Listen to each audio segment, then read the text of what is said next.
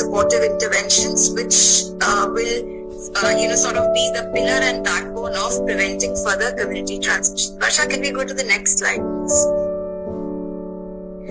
So, in this particular session, what is our learning outcome?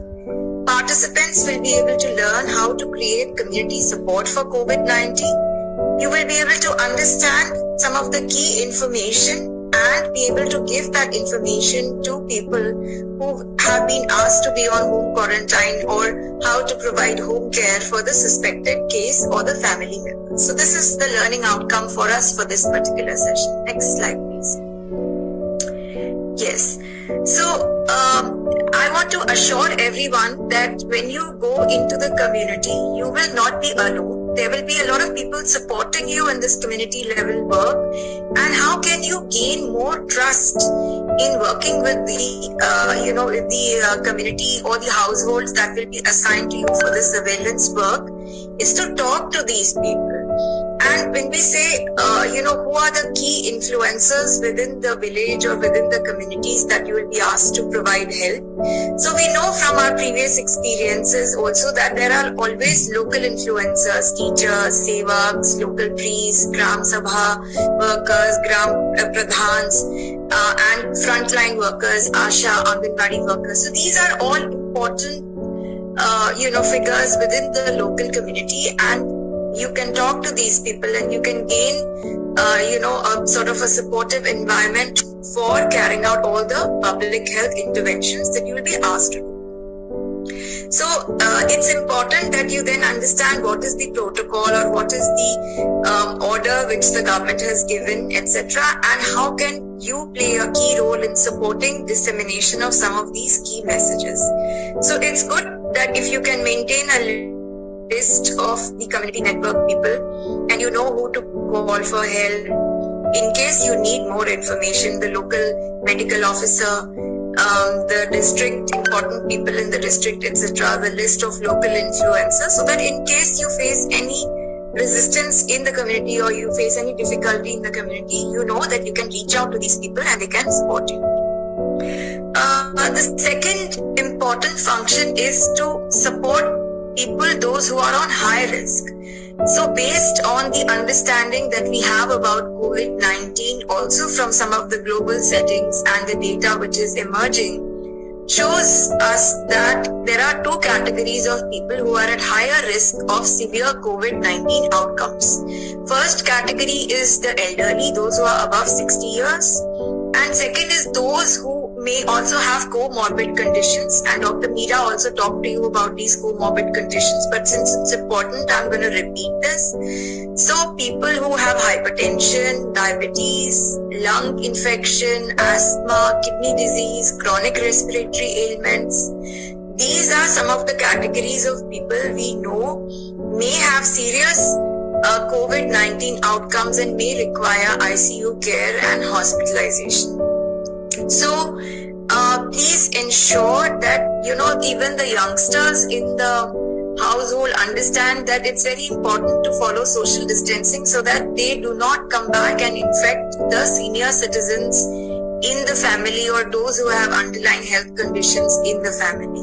So it's very important that the prevention measures of COVID be shared, especially for these particular high-risk groups, so that we can prevent the serious outcome and the mortality which is associated with COVID-19. We also understand that others in the community who may require additional care could be pregnant women, lactating mothers, children, as we know that these are always vulnerable groups, and especially women in the households, please arm them with sufficient knowledge, because if anybody falls sick in the household, it's typically, especially in Indian settings, that it's the woman who is going to provide the care.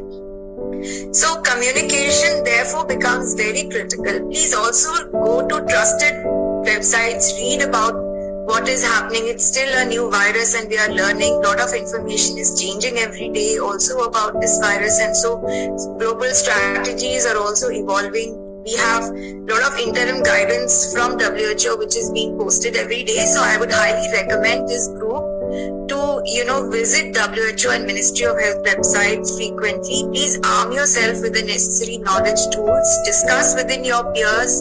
Ensure that you have the right kind of knowledge to also further disseminate it to the community settings. Then the third is to coordinate with the existing community networks for support, so coordination with ASHA workers, Anganwadi workers on distribution of not just medicines but also essential supplies moving forward. We do not know what kind of lockdowns will still be operational. Maybe some states may have a partial lockdown or a complete lockdown depending upon how the hotspots of the coronavirus will emerge in the country. So all this information needs to be available with you. Please also ask, each household to maintain their own list of emergency contacts. If anybody falls sick, who they can call, their immediate family members, their friends, etc. for essential supplies such as food, medicines, etc. We also expect at this fair moment that there could be issues related to gender-based violence and child violence, and please be on the alert that if you come across any of such issues, where you can notify and where those people can seek help. This is also a very important time for our communities because essential services, etc. have also been somehow impacted, even though government is doing a lot to ensure that, many of these services continue. But it's possible that, that some of the people may face challenges, and how the community networks can support them in circumventing some of these challenges is also going to be a very important intervention moving forward. Next slide, please.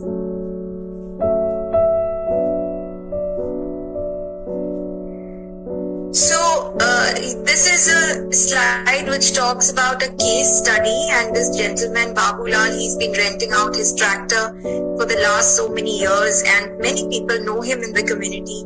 But recently, since Babulal has started showing symptoms of cold and flu, so people are avoiding him, they don't want to talk to him, and they're avoiding his family members. And so he has decided to go to his city house so that he does not have to bear this kind of behavior.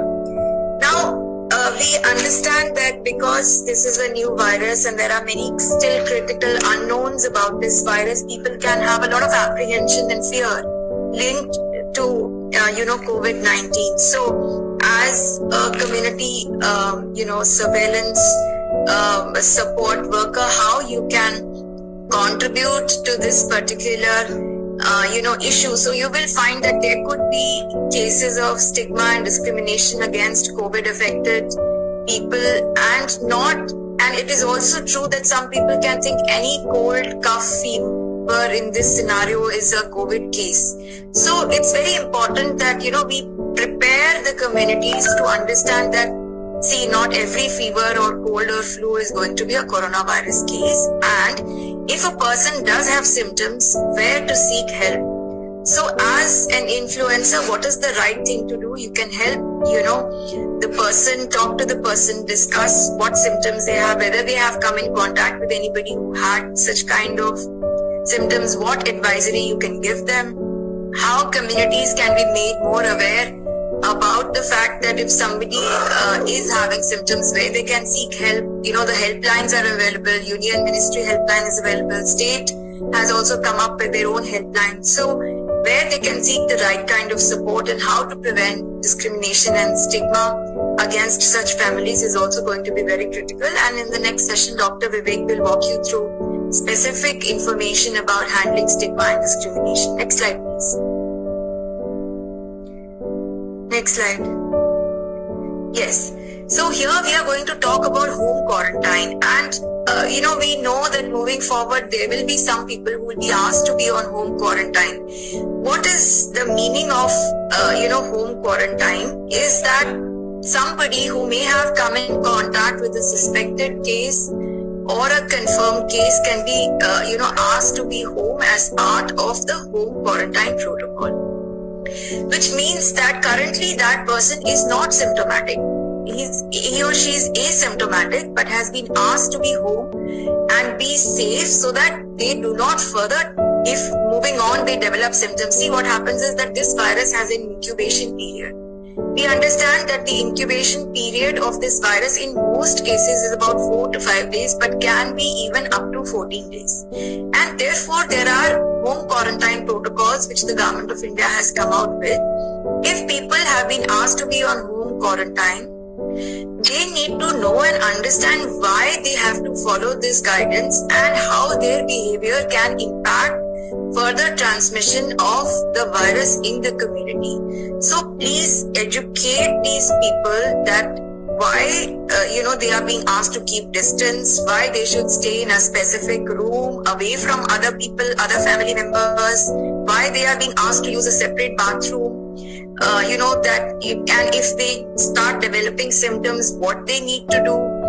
Please ensure that such people are given the mask immediately and the nearest healthcare facility is notified immediately if they have symptoms. And how anybody who is on quarantine needs to make sure nobody comes to visit them.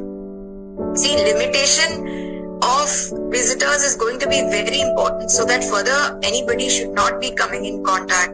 And definitely these people should not be using public transport or going to the market, doing shopping, going to public places, etc. So all this information has to be conveyed to them and the knowledge has to be provided to them so that they are well aware of the need for social distancing. Also, if they need to wear a mask, how to wear a mask, and please go to YouTube and learn how to wear a mask properly, since if you have to go out in the community, it's very important that you know how to wear a mask, and also that when you wear a mask, it's also important to know. I have seen a lot of people, their mask is dangling around below the nose and it is not even covering the face properly. It's just like, they are wearing them, but it is not going to protect them. So it's very important that you follow the right procedure. Keep yourself also protected. Make sure that you practice frequent hand hygiene. We do not want any of our healthcare providers falling sick. So thoroughly go through all these videos, practice in such a way that when you go out, you should not have to put yourself at any additional risk. Next slide, please. So home care, and a lot of questions were being asked, how to handle the clothes, the bedding, the linen. So we'll cover some of these important issues. So I will go slow in this particular slide so that you understand clearly what is being conveyed. So firstly, if there is any person sick in the family, only one person should be taking care of that sick individual. And not that every family member should be, coming in contact with that person. No, the advice is only one caregiver. And both the sick person and the caregiver need to wear masks. Now, hand hygiene is going to be very, very critical. We know this is a respiratory virus and which transmits through the droplet route. So, both the, hand hygiene, social etiquette, knowing how to, conduct yourself in such kind of settings is also very important. And surface disinfection, I cannot emphasize more. See, these are droplets. They're heavy droplets. They tend to settle on the surface very quickly. So commonly used high-touch surfaces in the house, people need to be educated about this. The tabletops, doorknobs, fixtures, toilets, phones. These are everyday used items, and many people in the family are using these high-touch items. Even anybody who is ringing the bell, etc. So all this needs to be taken care of. So these are all high touch surfaces. Please educate the community about high touch surfaces and disinfection of these high touch surfaces, and also any surfaces which come in contact with blood, body fluids, etc. So all this can be wiped down with bleaching powder solution, and the slide mentions how to work out how much bleach needs to be put in how much water. So please make sure that you know that all this can be done, and that you keep the families also nicely educated about this. Now, in terms of washing the laundry, etc., and Dr. Meera also tried to address this question. See, we recommend that person, any person if is sick in the household should be, their clothes, bedding, etc., even the person who's on quarantine, their clothes, bedding, etc. should be washed separately. Their cups, utensils should be kept separate, because we know that following certain basic hygiene practices, it will be important moving forward. So any bedding clothes or other clothes that have come in contact with blood, body fluids, etc., you can disinfect the linen in warm water and soap and dry it in the sun. And this guideline was also shared by Dr. Meera earlier. If using a washing machine, then you can put the soap and you can use the disinfectant and you can run it on the cycle and dry the clothes in the sun.